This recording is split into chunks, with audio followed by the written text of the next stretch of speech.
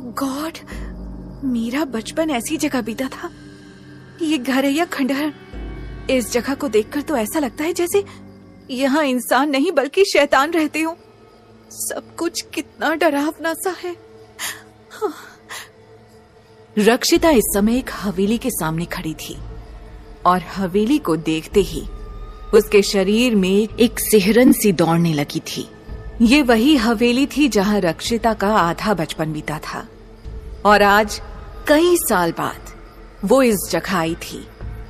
हवेली के main gate को खोलते ही कुछ चमगादड़ रक्षिता के सिर के ऊपर से उड़ गए और डर के मारे उसकी सांसें भारी हो गईं। किसी तरह अपने डर को काबू करते हुए मगर थोड़ा कपकपाते हुए रक्षिता गार्डन में पहुंच गई और गौर से हवेली को देखने लगी।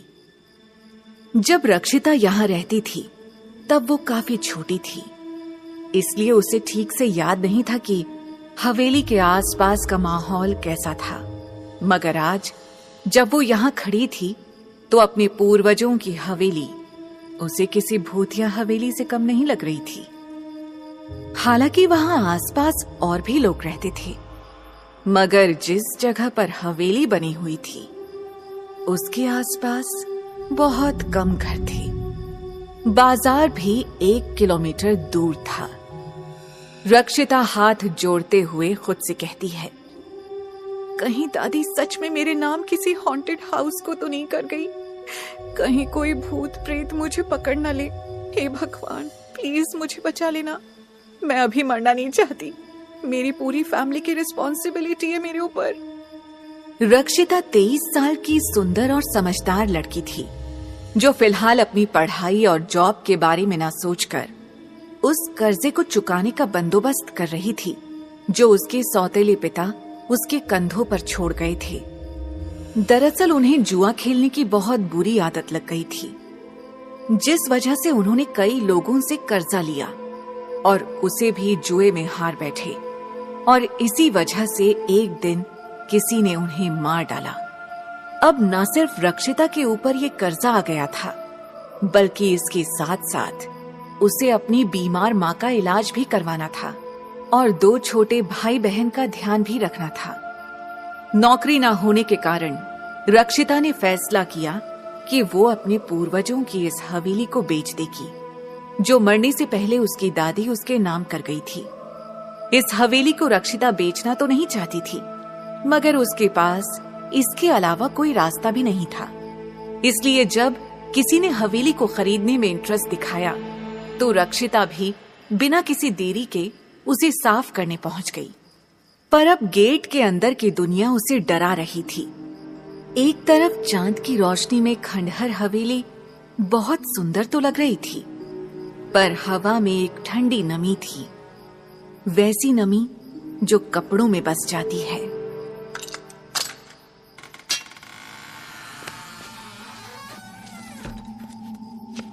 किसी तरह रक्षिता ने हवेली का मेन डोर खोला और अंदर आ गई।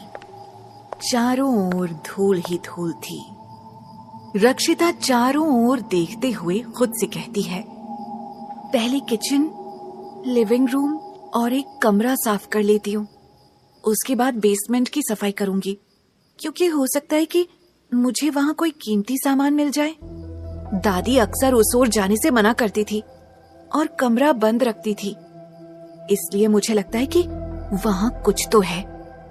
सब कुछ प्लान करने के बाद रक्षिता ने अपने साथ लाया हुआ सारा सामान हॉल में रखा और सबसे पहले किचन को साफ करने चली गई। उसने किचन साफ करने के बाद खिड़कियां खोली ताकि साफ हवा हवेली के अंदर आए। अब वो बहुत जल्दी जल्दी हाथ चला रही थी। वो पूरी तरह तो सब कुछ साफ नहीं कर पाई, पर 1-2 घंटे में रक्षिता ज्यादातर धूल मिट्टी साफ करने में कामयाब रही। उसने सारा जरूरी सामान कमरे और किचन में रखा और फिर लिविंग रूम में आ गई।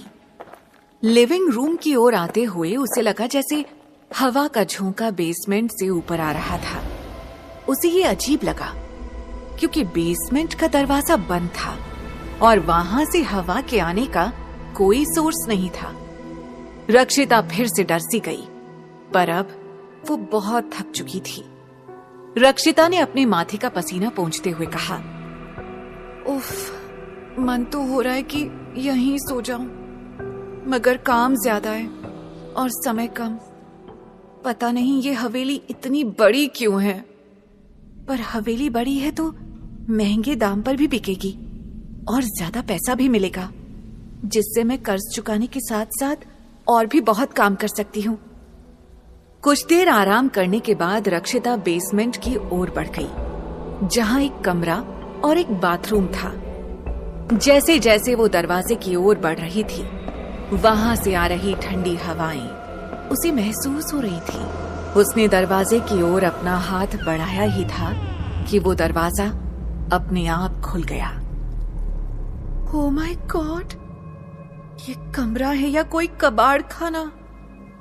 इतनी ज्यादा धूल तो पूरी हवेली में नहीं होगी जितनी केवल इस बेसमेंट में है। दरवाजा खुलने के कारण धूल इधर उधर उड़ने लगी थी, जिससे रक्षिता बुरी तरह खांस रही थी और बीच बीच में उसे छींक भी आ रही थी। वो तुरंत बेसमेंट से बाहर आ गई और कुछ देर धूल के बैठने का इंतजार किया, पर उसके बाहर आते ही धूल अपने आप ही सेटल हो गई। डैम इट, ये धूल अचानक कैसे सेटल हो गई? अभी तो यहाँ इतनी धूल थी कि मुझे लगा मुझे कहीं एलर्जी ना हो जाए। पर चलो कोई नहीं, सफाई तो अब भी बहुत लगेगी। पता नहीं कौन सी सदी से ये बेसमेंट बंद पड़ा हुआ है और ना जाने कितने दिन लगेंगे इसकी सफाई में। हाँ, कुछ भी हो, मुझे जल्दी से जल्दी ये हवेली साफ करनी ही होगी। कुछ दिन बाद मिस्टर गुप्ता इस हवेली को देखने आएंगे, इसलिए उनके आने से पहले ये हवेली साफ सुथरी होनी जरूरी है ताकि वो ठीक से टूर ले सके। साफ सफाई के दौरान रक्षिता ने कुछ बक्से और संदूकों पर नजर डाली। वैसे तो मुझे पूरा यकीन है कि उनमें भी कचरा ही होगा, मगर ऐसा भी हो सकता है कि इसमें दादी की कोई कीमती चीज पड़ी हो। गलती से वो भी कूड़े के ढेर में न चली जाए, इसके लिए मुझे इन बक्सों को खोलकर देखना होगा। मगर ये ताले? बक्सों पर लगे ताले काफी मजबूत थे और उनकी चाबी का कोई अता पता नहीं था, इसलिए रक्षिता उन्हें तोड़ने के लिए हथौड़ा लेकर आई और जमीन पर बैठ गई। तभी अपने आप उन डब्बों के ढेर से एक संदूक उसके पैर के पास आकर गिरा। संदूक थोड़ा बड़ा था, तो उसके गिरने की आवाज से रक्षिता को दोबारा वही सिरहन उसके गले के पास महसूस हुई। ऐसा महसूस हो रहा था जैसे ये संदूक रक्षिता को अपनी ओर बुला रहा हो। तो रक्षिता ने पहले इसी संदूक को खोलने का फैसला किया। उसने संदूक को सही ढंग से अपने सामने रखा और हल्के हाथों से हथौड़ा ताले पर दे मारा। हथौड़े ने अभी ताले को ठीक से छुआ भी नहीं था, मगर उससे पहले ही संदूक का ताला टूटकर बिखर गया। संदूक के खुलते ही काफी सारी धूल उड़कर रक्षिता की आंख और नाक में चली गई। छी, छी, कितनी गंदगी है। आउच! मेरी आंखें। बड़ी देर तक अपनी आंखों को मसलने के बाद रक्षिता को थोड़ा सुकून मिला और उसने बड़े ध्यान से वो संदूक टटोला, जिसमें कुछ किताबें रखी हुई थी।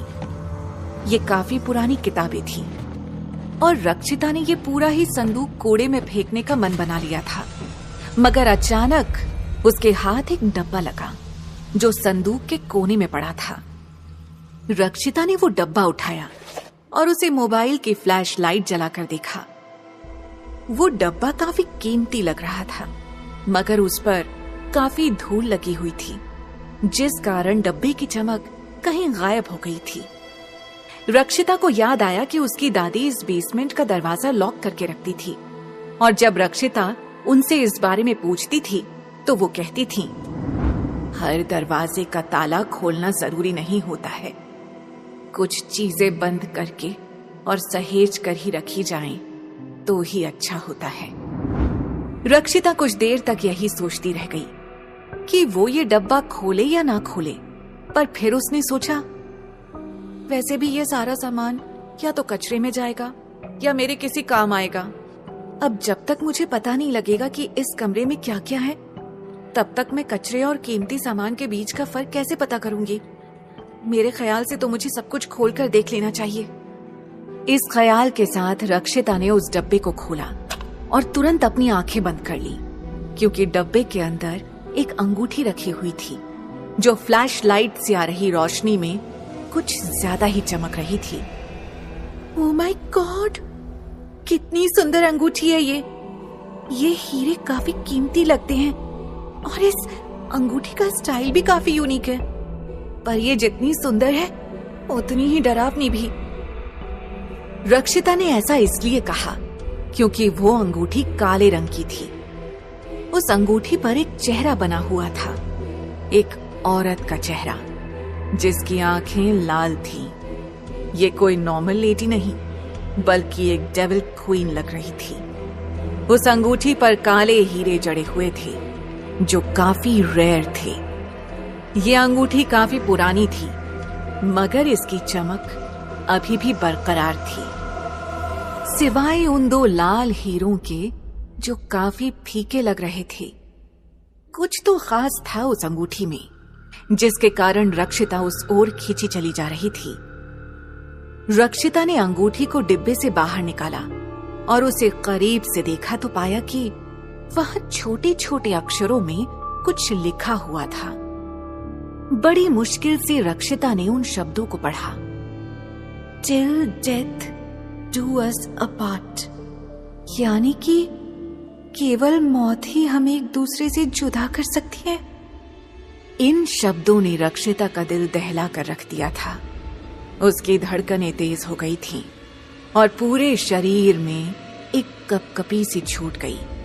जब उसने इन शब्दों को दोहराया तो बेसमेंट में अचानक ही गर्मी बढ़ गई और रक्षिता को ऐसा महसूस हुआ जैसे कोई उसे देख रहा है।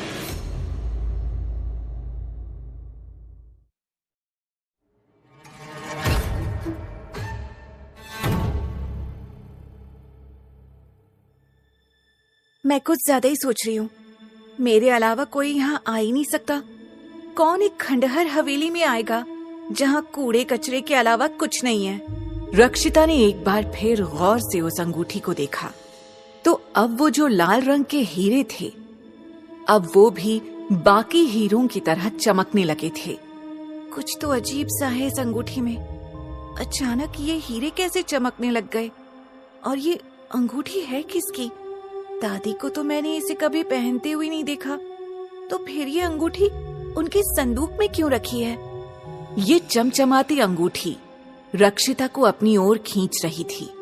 कुछ पल के लिए रक्षिता सम्मोहित हो गई थी। उसे कुछ आवाजें सुनाई दे रही थीं। अंगूठी को पहन लो, मुझे पहन लो, मुझे अपनी उंगली में पहनो, मुझे अपनी उंगली में पहनो। धीरे धीरे आवाजें तेज होती गईं और सम्मोहित होकर रक्षिता ने उस अंगूठी को अपने दाहिने हाथ की बीचों बीच वाली उंगली में पहन लिया। ये अंगूठी रक्षिता को ऐसे फिट आई मानो इसे सिर्फ उसके लिए ही बनाया गया हो। पर ना तो ये अंगूठी रक्षिता की थी और ना ही उसकी दादी की। उसने दिमाग पर जोर डाला तो उसे याद आया कि बचपन में उसकी दादी ने कहा था कि कई 100 साल पहले इस कमरे में कोई रहा करता था। रक्षिता को ठीक से कुछ याद नहीं आ रहा था क्योंकि ये काफी पुरानी बात थी।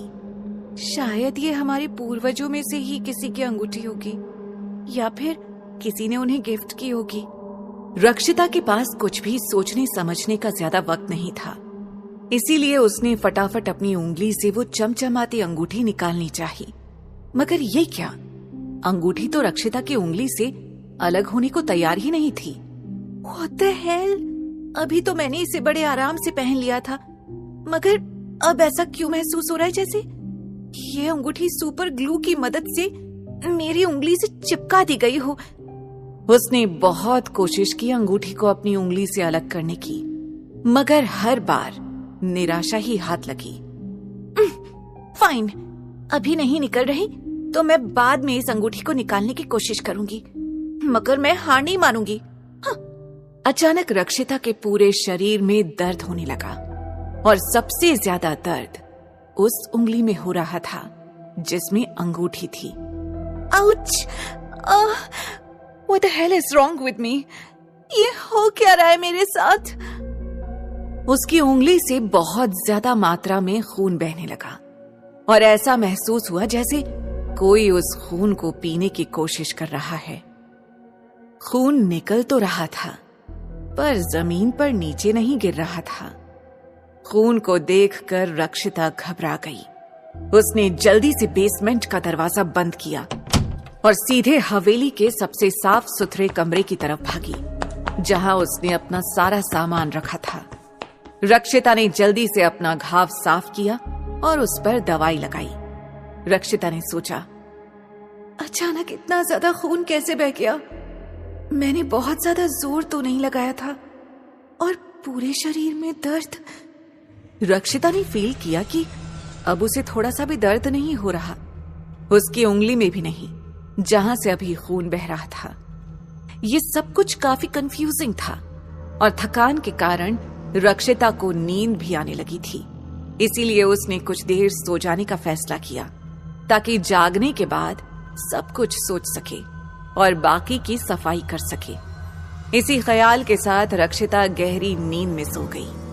उसके सोने के कुछ देर बाद कमरे में धीरे धीरे धुआं उठने लगा। जब पूरे कमरे में धुआं फैल गया तब रक्षिता की उंगली में जो अंगूठी थी वो चमकने लगी। उस अंगूठी से काली रोशनी बाहर आई और धीरे धीरे कमरे का सारा धुआं गायब हो गया। मगर अब बेड के पास एक आदमी खड़ा था। उस आदमी के आसपास अभी भी काले रंग का धुआं उड़ रहा था। एक डार्क एनर्जी कमरे में फैल गई थी। वो ऊपर से तो दिखने में इतना ज्यादा हैंडसम था कि उसे देखकर कोई भी लड़की उसकी दीवानी हो सकती थी। मगर अगर ध्यान से देखा जाए तो उसकी लाल आंखें और डार्क ऑरा को देखकर किसी का भी डर के मारे बेहोश होना पक्का था। ये आदमी यक्ष था जो कई हजार साल से इंसानी दुनिया में रह रहा था। यक्ष बहुत ही ताकतवर था और कई अनोखी शक्तियां उसके पास थी। इसके साथ ही वो इंसानों से बिल्कुल घुल मिल चुका था। कुल मिलाकर बात ये थी कि यक्ष को इंसानी दुनिया भा गई थी और बस यहीं उसका मन लगता था। यक्ष ने बड़े गौर से रक्षिता को देखा और फिर मुस्कुराया। आखिर मैं आजाद हो ही गया और ये केवल तुम्हारे कारण ही हुआ है। मुझे आजाद करने के लिए तुम्हारा बहुत बहुत धन्यवाद। यक्ष रक्षिता के बारे में जानना चाहता था। रक्षिता की जिंदगी कैसी थी, उसका बचपन कैसे बीता, अब क्या हो रहा था, वो हवेली में क्या कर रही थी और अंगूठी रक्षिता के हाथ कैसे लगी, ये सब यक्ष जानना चाहता था। और इसीलिए उसने रक्षिता के सिर पर हाथ रखा और आंखें बंद कर ली। वो आंख बंद करके रक्षिता की यादों को देख सकता था और इस तरह जल्दी ही यक्ष रक्षिता के बारे में सब कुछ जान गया। इस अंगूठी ने अपनी मालकिन को चुन लिया है, इसीलिए अब तुम इसे कभी अपनी उंगली से अलग नहीं कर पाओगी। और क्योंकि तुमने मुझे उस कैद से आजाद करवाया और तुम इस अंगूठी की हकदार हो, इसीलिए आज से तुम सिर्फ मेरी हो। केवल मौत ही हमें एक दूसरे से जुदा कर सकती है। और तुम किसी चीज की कोई चिंता मत करो, मैं तुम्हारा बहुत अच्छे से ध्यान रखूंगा। रक्षिता को पाकर और अपनी कैद से आजाद होकर यक्ष बहुत खुश था। वो पूरे कमरे में इधर उधर घूमने लगा। वो खिड़की के पास खड़ा होकर बाहर का नजारा देख रहा था। सब कुछ काफी बदल गया है। पहले सब कितना अलग सा था और अब। यक्ष कई सालों से उस अंगूठी के अंदर कैद था। उसे एक खतरनाक जादू से बांधा गया था जिसमें आधी तो यक्ष की ही गलती थी। मगर काफी इंतजार के बाद आज उसे आजादी मिल ही गई। अब यक्ष इस आजादी को जीना चाहता था और इधर उधर घूमकर थोड़ी ताजी हवा का मजा लेना चाहता था। इसीलिए उसने एक आखिरी बार रक्षिता को देखा और अपनी आंखें बंद कर ली। आंखें बंद करने के कुछ पल बाद ही वो धुआं बनकर उड़ गया और गायब हो गया, जबकि रक्षिता अभी आराम से सो रही थी। वो इस बात से अनजान थी कि उसने एक बहुत ही ताकतवर यक्ष को आजादी दे दी है, और वो अंगूठी जिसने खुद में सदियों पुराने काले गहरे राज समेटे हैं, उस अंगूठी ने अपनी नई मालकिन को ढूंढ लिया है।